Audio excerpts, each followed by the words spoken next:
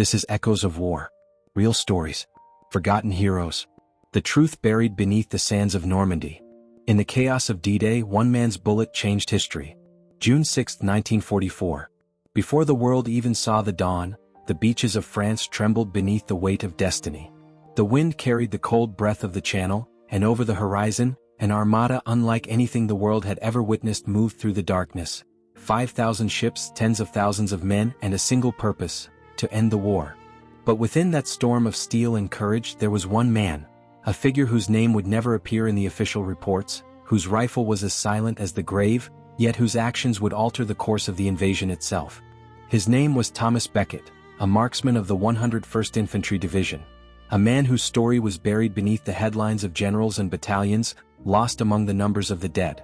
The night before the landings, Becket sat in the belly of a C-47 transport plane, his rifle disassembled, his mind somewhere between fear and duty. The hum of the engines filled the air like an unending heartbeat. Around him, paratroopers checked their gear, their faces painted in streaks of black and green. Each carried a different kind of fear: fear of dying, fear of failing, fear of being forgotten. Becket's fear was different. He wasn't afraid of dying. He was afraid of surviving and not being able to live with what he'd done. He had trained for years: long-range marksmanship, camouflage, reconnaissance. But no amount of training could prepare a man for what awaited them beyond those clouds. The French countryside below was a labyrinth of hedgerows, villages, and German fortifications. Intelligence said the enemy was dug in deep, and the success of the landings depended on one thing: silence. Hours before dawn, as the first waves of paratroopers dropped into the dark, Becket's unit was assigned a task that was never recorded in official documents. Their mission was to eliminate a German observation team stationed inside the church tower of a small coastal village named Vierville-sur-Mer.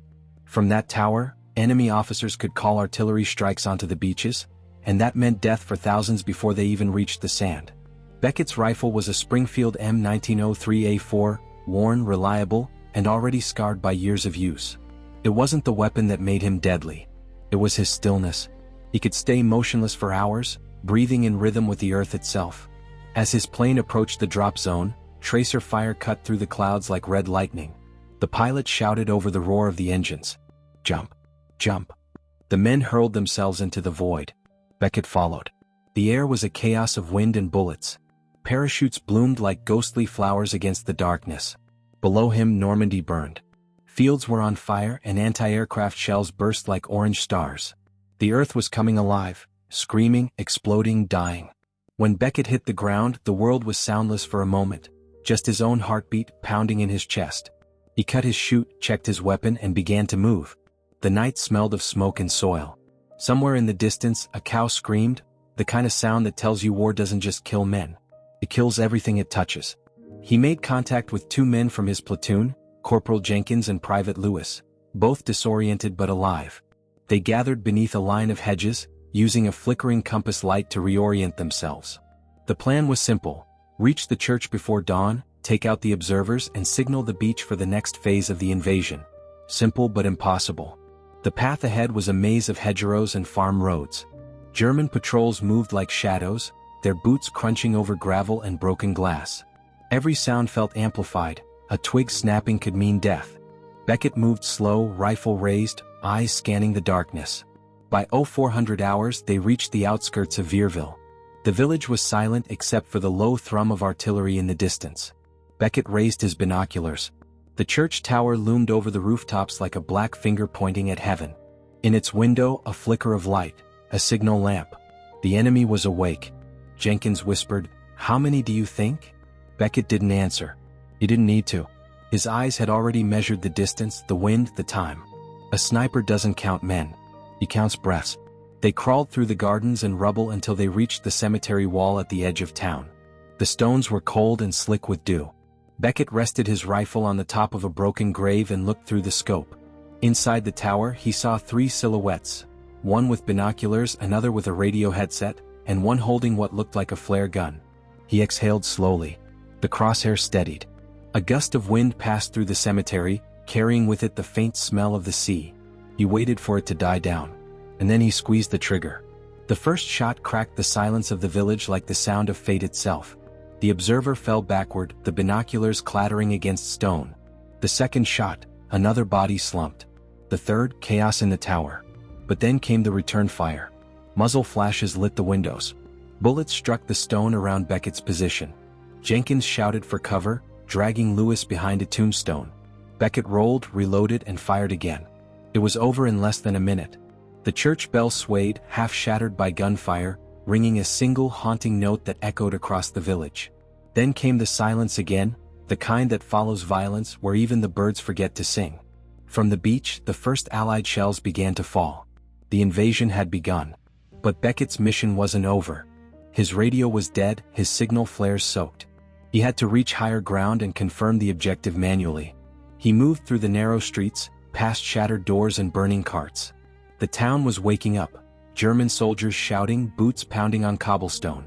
Beckett ducked into an alley, heart racing, his mind locked in that strange, detached calm only snipers know. Every sound, every shadow, every breath becomes part of the same symphony of survival. By the time he reached the edge of the cliff overlooking Omaha Beach, the horizon was fire. Battleships thundered, planes screamed, and the sea boiled with landing craft. Thousands of men were already fighting for their lives on the sand. He could see them, small figures against the vastness of the beach, running, falling, rising again. And then he saw it, a German machine gun nest still operational on the far ridge, its tracers cutting through the waves of men. Beckett dropped to prone position, steadied his rifle, and sighted the nest. 3 figures. 1 gunner, 1 loader, 1 spotter. He fired once, the loader dropped. Again the spotter fell.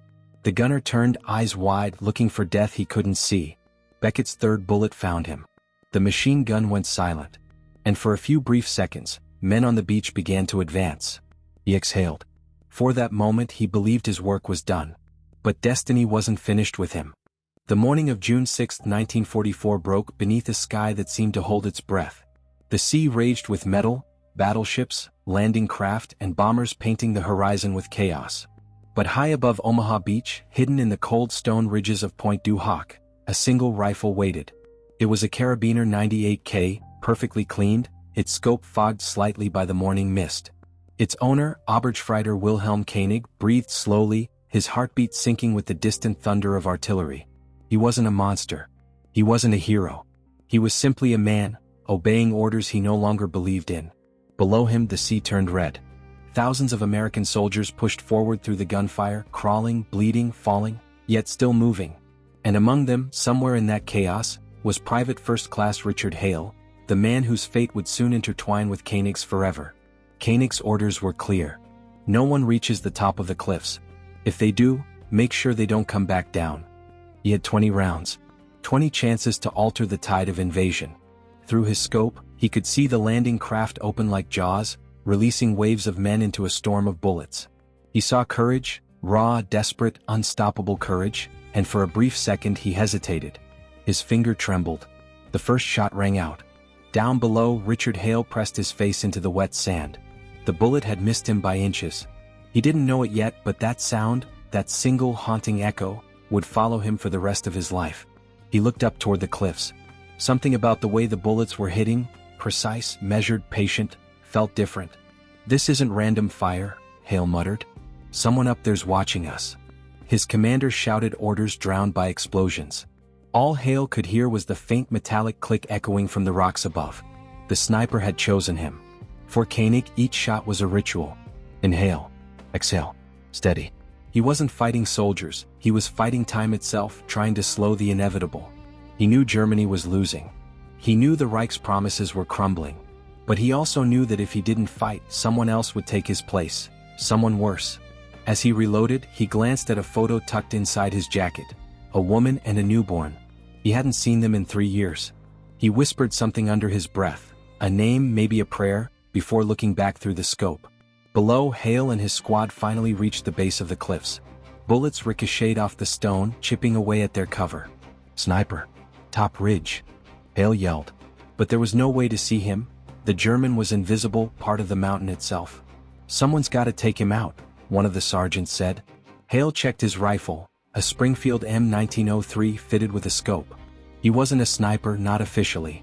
But he had trained enough to know what a shot like that meant. Impossible distance. Terrible odds. And yet he felt something, not courage but defiance. He looked at the cliffs again. I'll do it. For the next hour, a silent duel began, two men separated by faith, flags, and fate.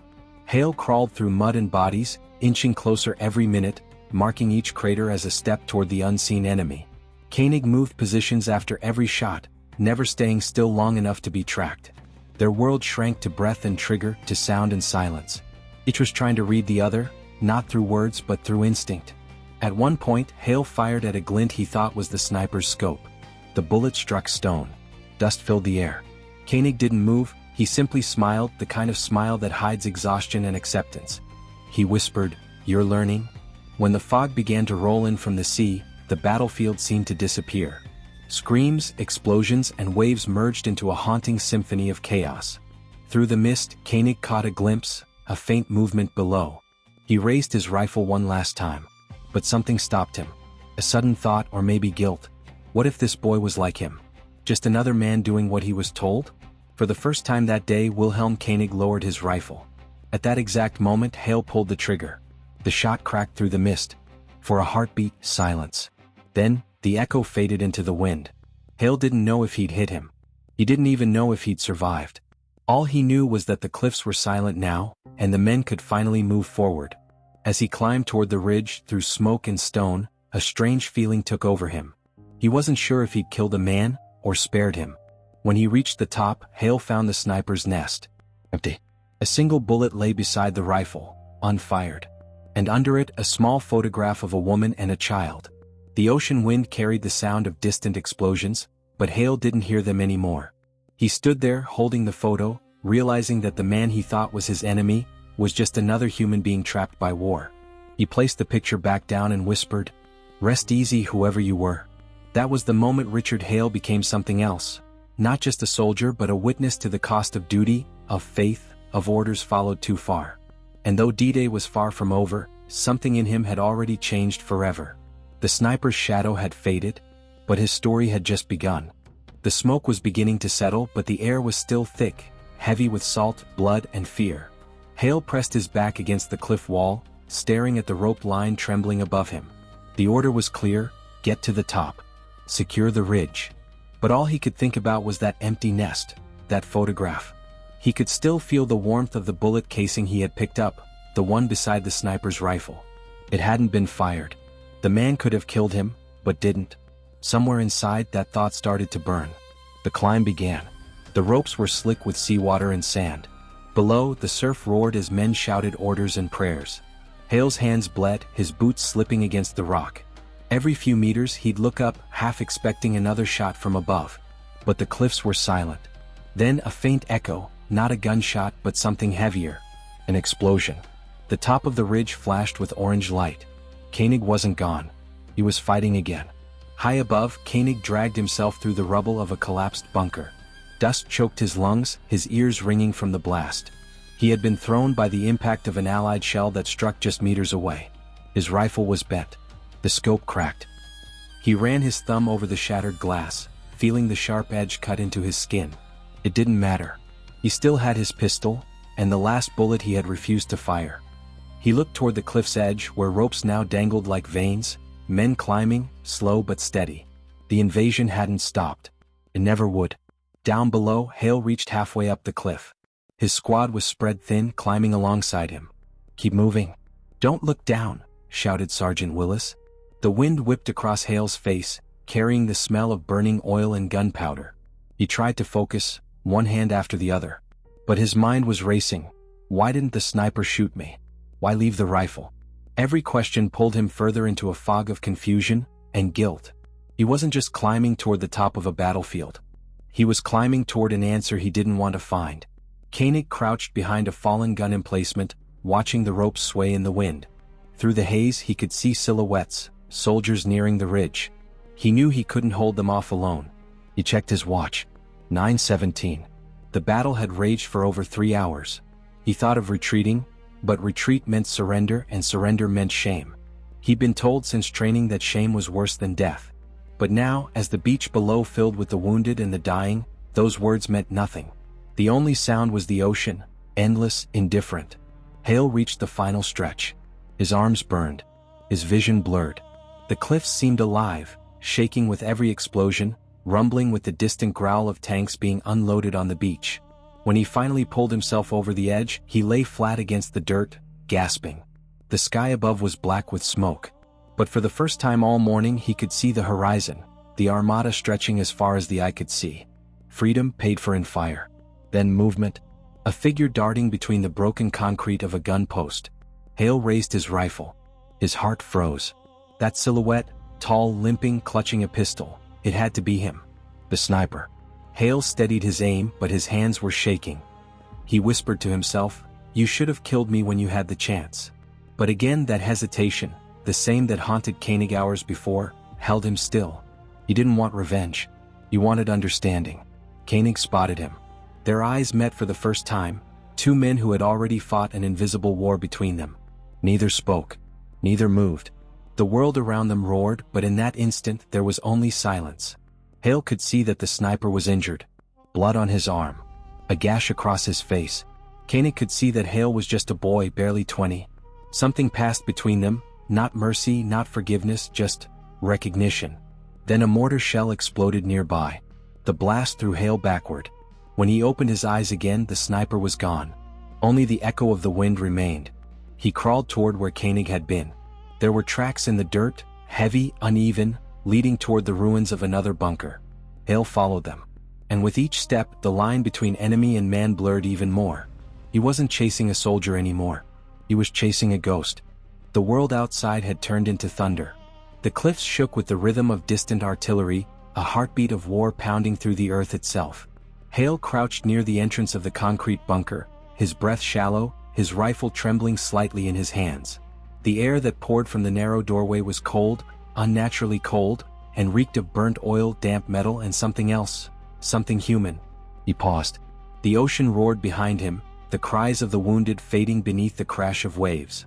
He turned once, just enough to glimpse the beach far below, men still advancing, medics dragging bodies through the surf. Then, without another word, he slipped into the dark. Inside, the light vanished almost instantly. The only glow came from the faint blue shimmer of daylight sneaking through a shattered ventilation shaft. Dust floated like smoke.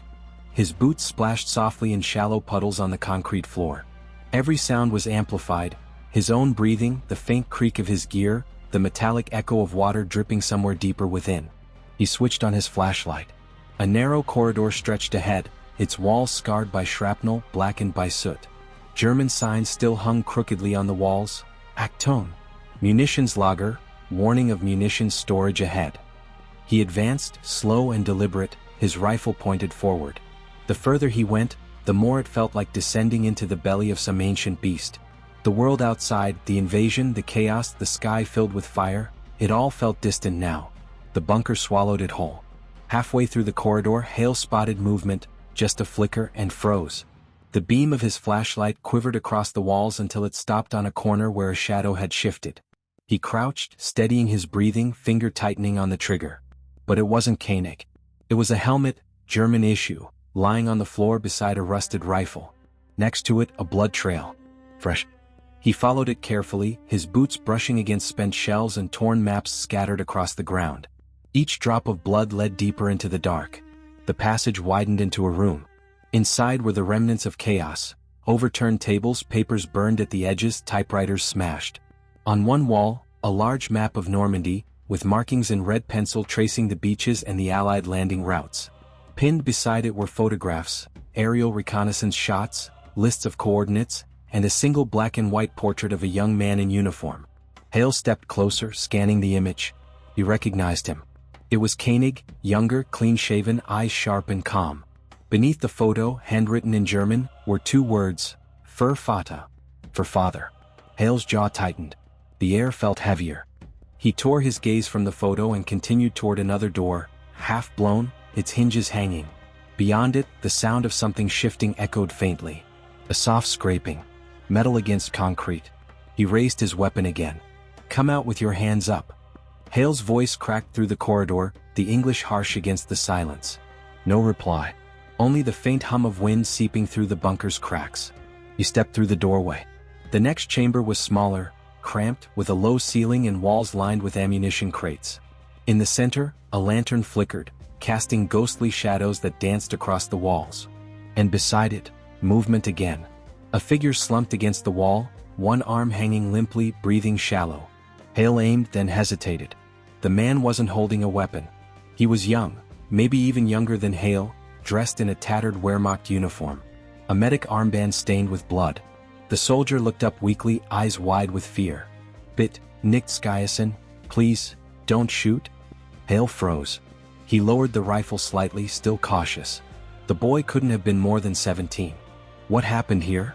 Hale asked, his voice low. The German swallowed hard, his lips trembling. He gestured shakily toward the far end of the room. "Der Scharfschütze, oben, ist verrückt. The sniper, upstairs, he's gone mad." Hale frowned. "Koenig?" The medic nodded weakly, clutching his side. Then his eyes rolled back and he collapsed against the wall. The silence returned, heavier than before. Hale knelt, checked for a pulse. Nothing. He exhaled slowly, standing again, his flashlight sweeping toward the stairs the soldier had pointed to. Stone steps spiraled upward, half collapsed, leading to the upper level of the bunker. Somewhere above, faint thuds echoed, slow, deliberate. He began to climb. Each step creaked, the structure trembling from distant shell fire. The higher he went, the narrower the passage became until he had to duck to fit through. His flashlight flickered, once, twice, then steadied. The air changed. He could smell gunpowder again and something burning. When he reached the top, he found himself in what had once been the sniper's nest. The walls were riddled with bullet holes, sandbags shredded, scopes shattered on the floor. And on a table near the window, a single notebook open. Hale approached cautiously. Inside were pages filled with coordinates, kill counts, and diagrams of Allied vehicles. But near the end, the handwriting changed, no longer precise but frantic. Lines crossed out, words repeated. In English. "Not all enemies wear the same uniform. I saw his eyes. He could have shot me, why didn't I?" Hale blinked. It didn't make sense. Then he heard it, behind him. A faint metallic click. He turned slowly. Koenig stood there, his silhouette framed by the broken doorway, one hand gripping a pistol. His arm trembled, blood ran down from his shoulder. For a long moment neither spoke. Only the sea roared in the distance. Hale's rifle was still in his hands, but he didn't raise it. Koenig's voice finally broke the silence. "You should have stayed on the beach." His English was rough, thick with exhaustion. "Maybe," Hale replied. "But I needed to understand." Koenig took a step closer. "You came here to kill me?" Hale shook his head. "I came here to finish what you started." For a second, Koenig almost smiled, the kind of smile that isn't joy but disbelief. He looked around the ruined nest, at the maps, the broken scope, the ghost of a war already lost. "Finish what I started?" he muttered. Then his voice hardened. "Do you even know what that means?" Hale didn't answer. He didn't have to. The two men stood in the ruins of the same machine. One built to destroy, the other sent to stop it, both equally broken by it. Another shell struck nearby, shaking the bunker violently. Concrete dust rained from above. The lantern shattered, plunging the room into near darkness. Koenig stumbled, his pistol clattering across the floor. Hale didn't move. He could have shot. He didn't. Instead, he grabbed the wounded sniper by the arm and pulled him away from the collapsing wall. Koenig stared at him, confused, almost insulted. "Why?" Hale didn't answer. He just kept pulling until they reached the lower level again. When they finally stopped, Koenig was breathing hard, his voice barely a whisper. "Your war will never end, you know." Hale looked down at him, not as an enemy now but as a mirror. "Maybe not," he said softly, "but at least someone has to live to tell it." The two men sat there for a moment in silence as the world above them burned. The war outside raged on, endless, merciless. But in that hollow bunker, the first hint of dawn crept slowly over the cliffs, pale, uncertain, fragile. It wasn't the glorious sunrise of victory that generals spoke of in their speeches. It was cold and gray, smeared with smoke, as if the sky itself was still undecided whether to rise again. From within the bunker, Hale could hear it, the slow groan of the sea returning to the shore, mingling with the distant thunder of artillery. Somewhere out there, men were still fighting, still dying. But in here, beneath the broken concrete and iron, two soldiers waited, one American, one German, both caught between survival and the ghosts of the night. Hale's flashlight flickered weakly, its batteries nearly drained. Koenig sat against the wall, one hand pressed against the wound in his shoulder, his breath shallow but steady. Neither had spoken since the collapse. The silence wasn't peace, it was exhaustion. The kind that settles after the mind has seen too much to understand. Hale looked toward the stairwell, the way out now half buried in debris. He tested one of the fallen beams, pushing against it. It didn't move. The structure groaned ominously in response, a reminder that one wrong move could bury them both for good. He exhaled slowly. We need to move before another hit brings the ceiling down. Koenig opened one eye, half a grimace, half a smirk. You think we can just walk out of hell? Hale didn't answer. He grabbed a nearby metal pipe and wedged it beneath the beam, straining with every muscle to lift it even a few inches. Concrete dust fell in a slow, choking rain. Koenig coughed, his voice rough. You should leave me. You'd move faster. I didn't drag you out of that room to watch you die here, Hale replied, his voice tight, still pushing. The beam shifted, just slightly, enough to create a gap. He wedged a broken crate beneath it, holding the passage open. Come on, he said. We're not done yet. Koenig stared at him for a long moment, then nodded. He struggled to his feet, using the wall for support. His legs shook, but he followed. The passage ahead was barely visible, lit only by the dim glow of dawn filtering through cracks in the ceiling. They moved slowly, Hale first, Koenig limping behind. Every few steps, the ground trembled with the impact of shells outside. The smell of earth and smoke filled the air, mingling with the faint tang of the sea. At one point, Hale stopped, pressing a hand to the wall. It was warm. A fire was spreading above them, not from their doing but from the chaos of the battlefield. He turned to Koenig. We need another exit. A vent, a shaft, anything. Koenig nodded weakly, thinking. There was a maintenance tunnel. 4 power cables. It runs under the cliff. Where? He pointed toward a narrow corridor branching off to the left, almost invisible in the darkness. Hale moved toward it without hesitation. Inside, the tunnel was barely wide enough for one man at a time. The air was thick and damp, reeking of rust and seaweed. Cables hung loose from the ceiling, some sparking faintly. Koenig stumbled once, catching himself on the wall. You really believe you'll make it back? He muttered. Hale didn't look back. I don't know. But if I stop moving, I'm already dead. The tunnel sloped downward, the floor turning slick with condensation. The sound of waves grew louder. For a moment, Hale thought they might actually make it, until the ground beneath him trembled violently. A shell had struck nearby. The ceiling cracked, dust filling the air. He grabbed Koenig by the arm and pulled him forward as a section of the tunnel collapsed behind them, sealing the path shut. Neither spoke. There was no time for fear, only movement. They emerged into a lower chamber, circular and lined with corroded steel pipes. It must have been an old pump station. A heavy hatch stood at the far end, partly rusted shut. Hale tried the handle, it wouldn't budge. He set his rifle down, bracing himself with both hands, and forced it open inch by inch. Every turn of the wheel echoed like thunder in the confined space. Finally, with a screech of metal, the hatch gave way, and light flooded in. It wasn't sunlight yet, but the gray shimmer of dawn breaking over the water. The chamber opened directly onto the cliffside, where the sea raged below. Waves slammed against jagged rocks, sending plumes of white spray upward. Freedom was there, but so was the drop.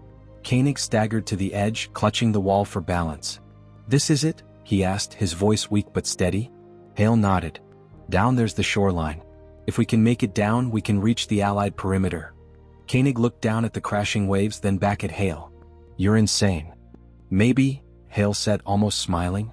But it's better than waiting to suffocate. He tied a length of torn cable around a support beam and tested its strength. It held. Then he began his descent, boots scraping against the damp rock. Koenig followed slowly, every movement measured, his face pale with pain. Below them, the surf boiled with debris, planks, helmets, shattered crates, the remnants of war washing back to sea. Halfway down, another explosion rocked the cliff. The rope jerked violently. Hale nearly lost his grip. Hold on, he shouted. Koenig gritted his teeth, pressing against the rock, his wound reopening from the strain. Blood darkened his sleeve. I'm trying. Chunks of stone broke free, crashing into the water below. For a moment, Hale thought the entire face might collapse, but somehow it didn't. They reached a narrow ledge, barely wide enough to stand. From here they could see the full scale of the morning. The beach below was chaos, wreckage everywhere, bodies half buried in sand, medics moving like ghosts through smoke. The tide carried pieces of metal, boots, rifles, the remnants of both armies. Hale stared in silence. This was victory, they said. But all he saw was the cost. Koenig sank to one knee, gasping for air. Hale knelt beside him, tearing a strip from his sleeve to wrap the wound tighter. "Don't fall asleep," Hale said quietly. "We're almost there." Koenig laughed softly, a dry, bitter sound. "Almost where? Your side will shoot me on sight. I'll talk to them." "You think they'll listen?" Hale hesitated. "I'll make them." Koenig's eyes met his, tired, almost amused. "You Americans," he murmured. "Always believing you can change the ending." Hale said nothing. He just tightened the bandage and stood again. The final descent was worse, steeper, slick with seawater.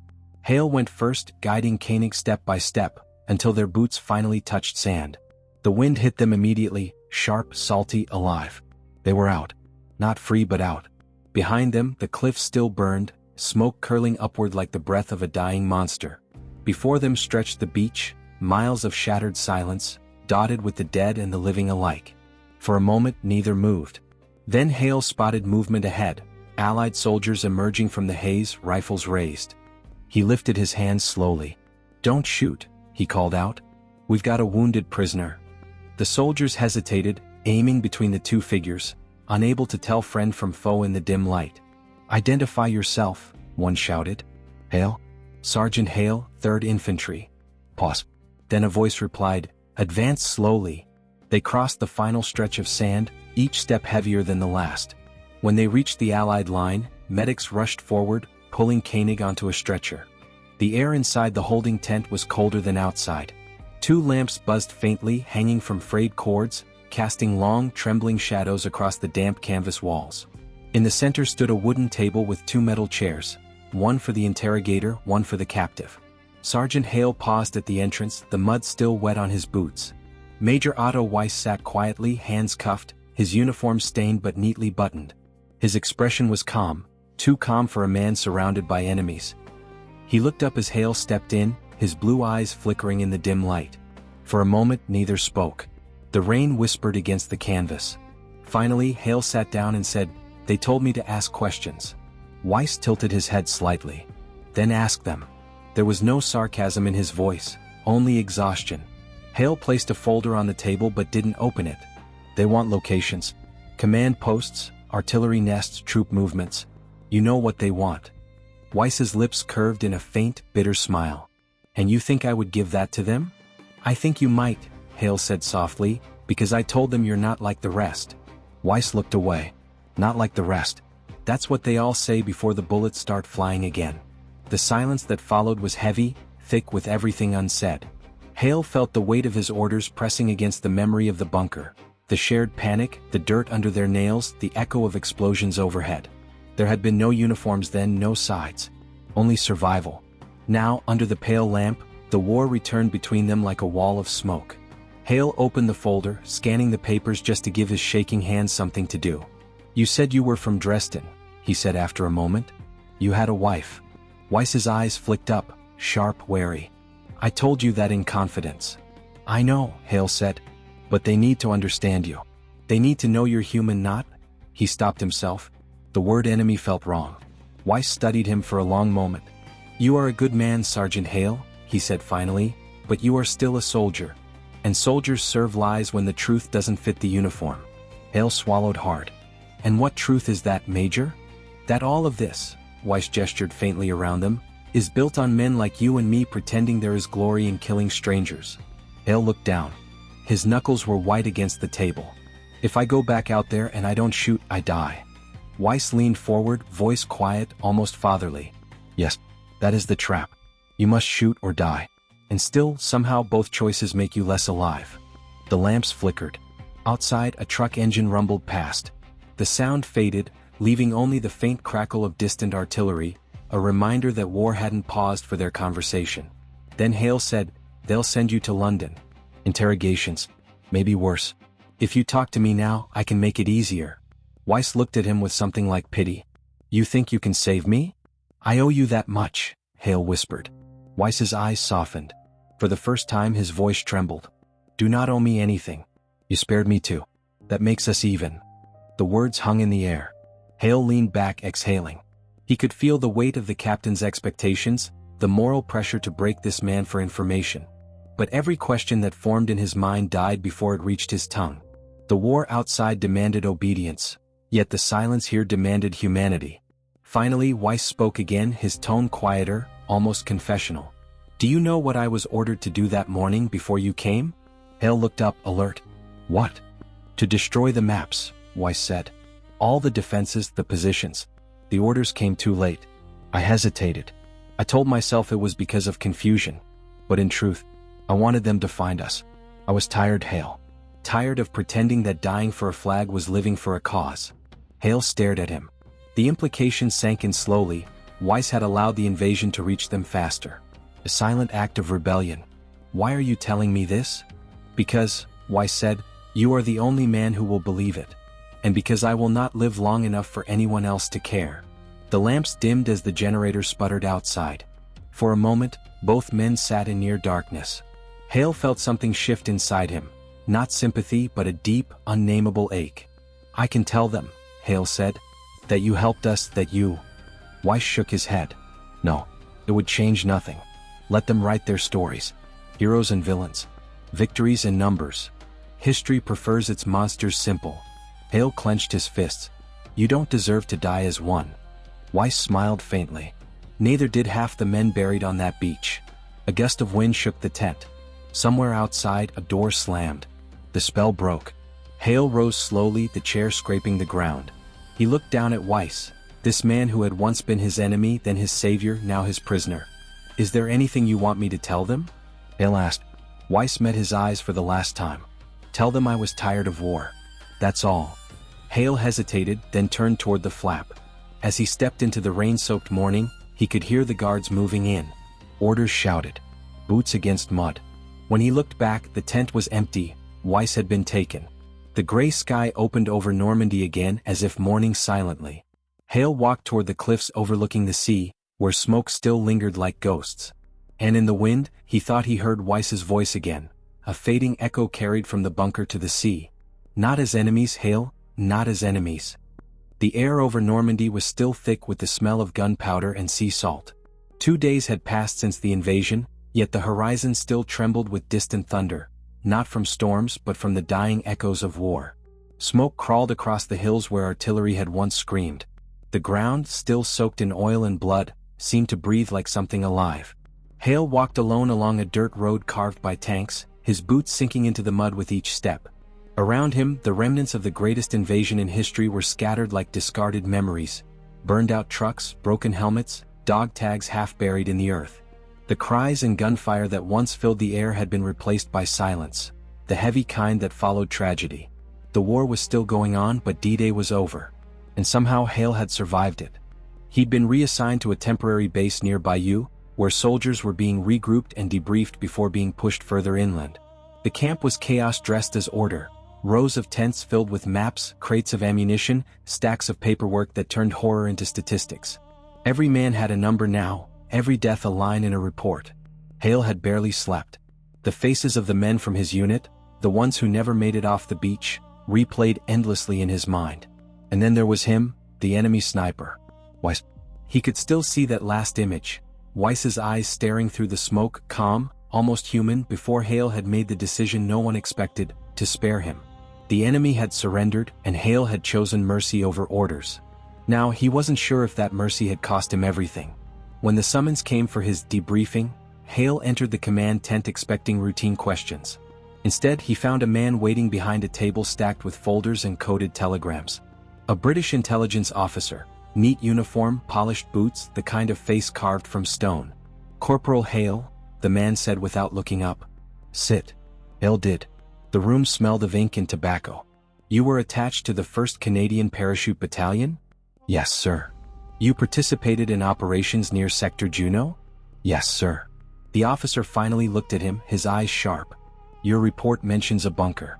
Heavy resistance. Multiple kills confirmed. But there's a discrepancy." Hale frowned. "Discrepancy, sir?" "You wrote that you captured an enemy sniper alive." "Yes." "Why?" The question hit like a slap. "He surrendered. He was unarmed."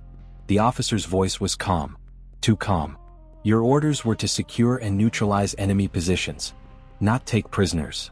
Hale hesitated. "He gave up, sir. Killing him would have simplified things," the officer interrupted. This prisoner, Oberstfreiter Karl Weiss, has already been transferred to a secure facility in England. You will not speak of him again. Is that clear? Hale's jaw tightened. He was valuable. He knew the terrain, German positions, communication channels. That's not your concern anymore. The officer stood, closing the file with deliberate precision. War is built on facts, Corporal, not stories. Your official record will reflect enemy resistance neutralized by combined Allied fire. There was no prisoner. There was no Weiss. Hale felt his stomach twist. So you're rewriting it. We're writing history, the officer said coldly. And history doesn't need every detail. He was dismissed before he could respond. Outside, the afternoon light had turned gray, filtered through lingering smoke. Men laughed around campfires, trying to celebrate survival, while others buried comrades under makeshift crosses. The contrast was unbearable, joy and grief occupying the same breath. Hale lit a cigarette with shaking hands, but the taste of it turned his stomach. Every word the officer said echoed in his mind. There was no Weiss, no bunker, no truth. He walked toward the supply tents, hoping movement might quiet his thoughts. That's when he saw it, a line of trucks parked near the perimeter, their engines humming, guarded by armed MPs. Each truck was covered with tarps stamped with the same black stencil, classified cargo, London. One of the crates caught his attention. The lid had been hastily nailed shut, and beneath the edges he could see the dull glint of metal. A rifle stock. Smooth, polished, with the faint marks of field modification. He knew that shape instantly, the Mauser 98K sniper variant. Weiss's rifle. His pulse quickened. He approached a young corporal loading the last crate. What's in these? Hale asked. Orders say recovered equipment, the man replied, barely looking up. Captured weapons? Some documents. Hell if I know. They told us to keep it quiet. The convoy engines roared to life, and for a moment Hale watched as the trucks disappeared into the fog, carrying pieces of truth no one wanted the world to see. That night, the camp was restless. Somewhere, artillery flared far inland, distant, indifferent. Hale sat in his tent, staring at his rifle. His hand still bore the bruises from the bunker fight. His mind, though, was somewhere else, on the man he spared, now locked in a British cell. He couldn't shake the feeling that something was wrong. Weiss wasn't being interrogated for intelligence. He was being hidden. The next morning, Hale woke to find a note slipped under his cot. No name, no insignia, just a sentence written in rough pencil. You weren't supposed to bring him back. His throat went dry. He looked around the tent, but there was no one. Outside, the wind carried the smell of the channel, cold and metallic. He folded the note and tucked it into his pocket, then stepped outside. The sky was heavy, low clouds drifting across the ruins of Normandy. And somewhere beyond that horizon, a prisoner was being transported across the sea, a man whose existence was already being erased. For the first time, Hale realized the war he'd fought on the beach was not the one that would haunt him. The real battle had just begun, a war for the truth.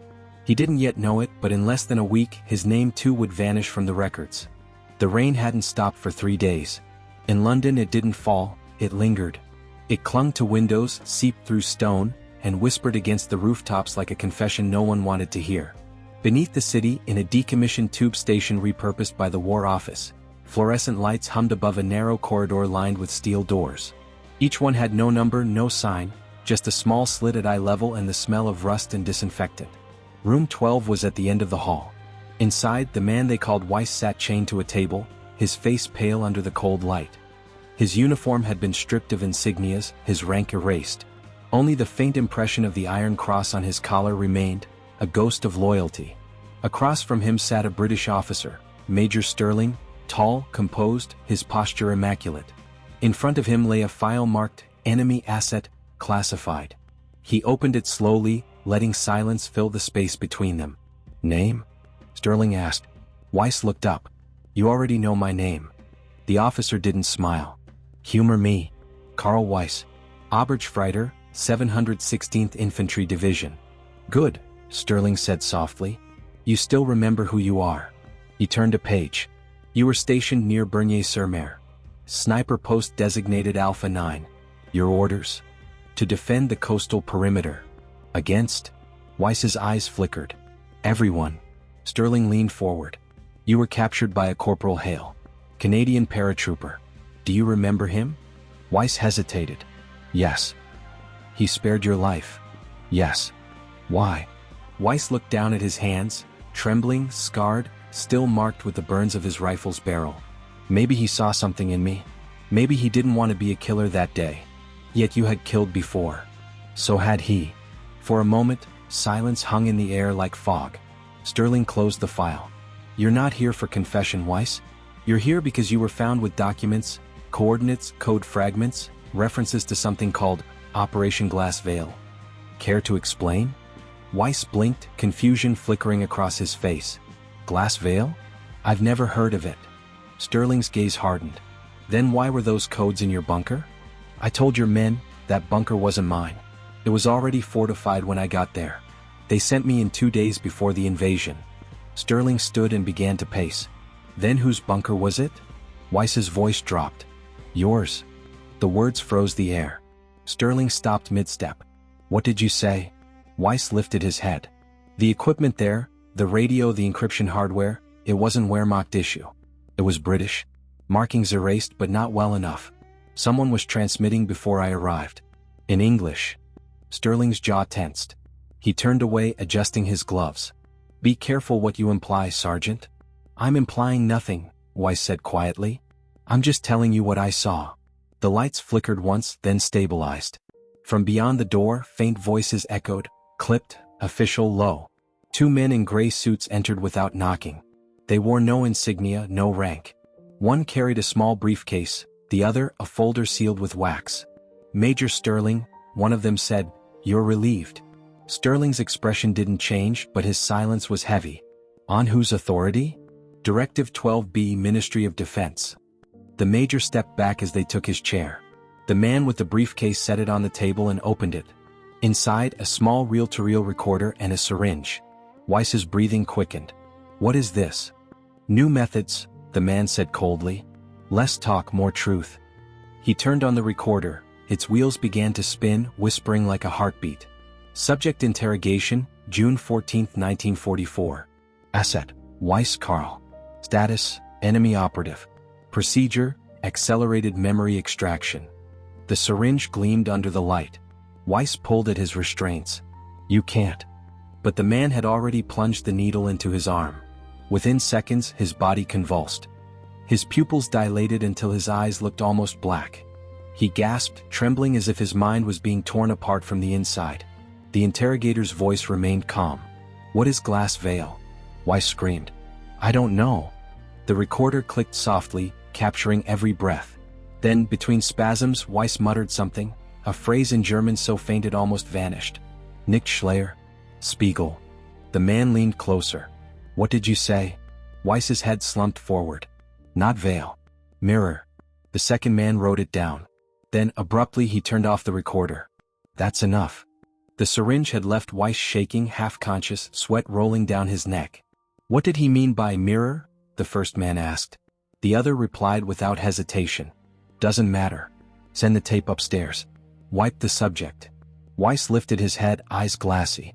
You can erase me, but you can't erase the truth. The man smiled faintly. Watch us. The light went out. When Weiss woke again, he was alone. His restraints were gone. The table was clean. Only the faint hum of the recorder remained, its reel still spinning, but backward as if time itself were undoing everything it had captured. He stood slowly, his vision blurred. The door was open. A corridor stretched before him, empty, silent. He stumbled forward, barefoot, dazed, until he saw a shadow at the end of the hall. A man in a raincoat, half hidden by the light. Hale. Their eyes met, separated by everything, war, lies, betrayal. Neither spoke. And then Hale said quietly, They said you were dead. Weiss's voice was barely a whisper. Maybe I am. A distant alarm sounded. Somewhere doors slammed open. They ran. Down the corridor, through a maze of flickering lights and echoing footsteps. The facility was alive again, its heartbeat growing faster. Behind them, men shouted orders. Ahead, a single elevator door blinked red. They dove inside as the sirens rose like thunder. As the doors slid shut, Hale finally asked, breathless, What the hell is Glass Veil? Weiss looked at him hollow-eyed. It's not Glass Veil, he said. It's Mirror Project. Your people started it. Before the war. The elevator rattled upward. And in that moment, both men realized, they weren't escaping the truth. They were walking straight into it. The elevator rattled violently as it rose through layers of concrete and secrecy. Each metallic groan sounded like a heartbeat from something buried too long. Hale pressed his back to the wall, breathing hard, while Weiss leaned against the opposite corner, half-conscious, sweat dripping down his temple. "Project Mirror," Hale repeated, his voice barely audible over the grinding machinery. Weiss nodded weakly. "They said it was a myth, a rumor from the early days of the war. But I saw the name, stamped on a transmitter in that bunker before D-Day." The elevator jolted, then stopped. The light flickered red. For a second there was only silence, and the faint hum of the city above them. Hale reached for his pistol. "What is it, Carl? What's Mirror?" Weiss's eyes were distant, haunted. It was a collaboration. Before the invasion. Not between allies, between enemies. The door creaked open. They stepped into a dim corridor lined with old archive boxes and flickering lamps. Dust floated like ash. "This isn't a base," Hale murmured. "It's a graveyard." Weiss moved toward a metal door labeled Restricted. His hands trembled as he pushed it open. Inside, a small control room.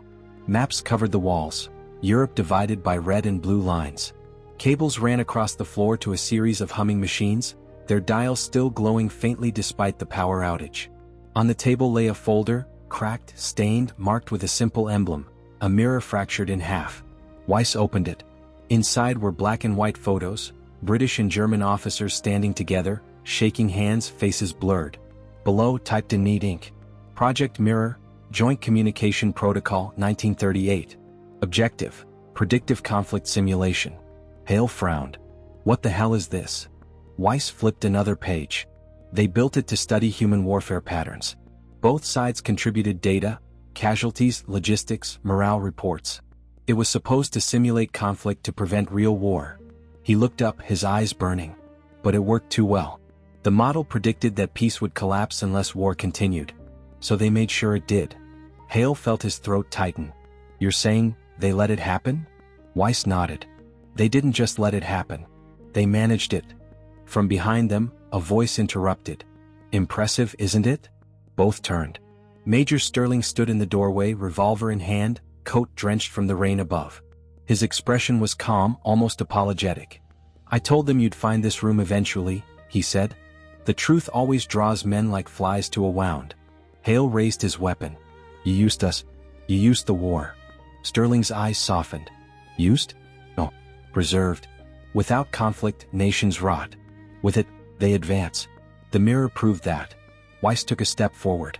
"You turned human lives into equations." "Equations that saved millions," Sterling replied coldly. "Because chaos needs balance. Death feeds order." For a long moment no one spoke. The machines hummed, a mechanical heartbeat pulsing through the silence. Then Hale whispered, "How many knew?" Sterling smiled faintly. "Enough to build it. Not enough to destroy it." He pulled the trigger. The shot echoed through the room. Weiss fell to his knees, clutching his shoulder, blood blooming across his shirt. Hale fired back. The major staggered, hit square in the chest. He slumped against the wall, sliding down beneath the fading hum of the machinery. Hale rushed to Weiss. "Stay with me." Weiss's breath came shallow, trembling. "You have to end it, the mirror. Burn it." Hale hesitated. "If it's real, it's not just here. There could be copies, systems." Weiss grabbed his hand, his voice fading. "Then start here." Hale looked at the console, rows of blinking lights, paper reels feeding out endless strings of data. He picked up Sterling's lighter and tossed it onto the table. The fire caught instantly, running along the cables like veins of flame. The room filled with smoke, the machines screaming as their circuits melted. Hale dragged Weiss through the corridor, stumbling toward the service hatch that led to the street. Above them, the city roared with the sound of sirens and rain. London burning beneath its own lies. They emerged into an alleyway behind the War Office. The rain hissed as it hit the flames on their clothes. Hale helped Weiss sit against a wall, his breathing ragged. "It's over," Hale said. Weiss shook his head weakly. "No, it's never over." He pointed toward the horizon, where dawn was breaking through the smoke. "They'll rebuild it. Another name. Another generation." Hale looked at him, soaked, exhausted, eyes hollow. "Then we make sure they can't." Weiss smiled faintly, a ghost of peace crossing his face. "You still believe in right and wrong?" "Someone has to." Weiss's eyes began to close. Then promise me one thing. Hale leaned closer. When they write about this war, Weiss whispered, don't let them forget why it happened. His head fell to the side. The rain washed the blood from his collar. Hale sat there for a long moment, unmoving as London continued to weep. Finally he stood, taking the folder from his coat, half-burned, its emblem still visible. He looked at it once more, then dropped it into a puddle.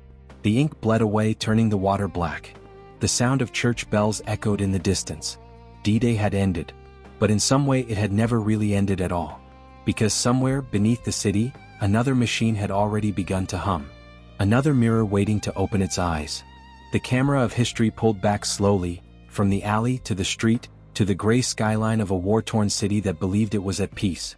And over that silence, a voice, cold, steady from the unseen narrator, whispered, in war, truth doesn't die on the battlefield. It's buried in archives, stamped classified, and forgotten, until someone dares to dig. Fade to black. Static. Then the title. Echoes of War. Project Mirror, the secret that outlived D-Day.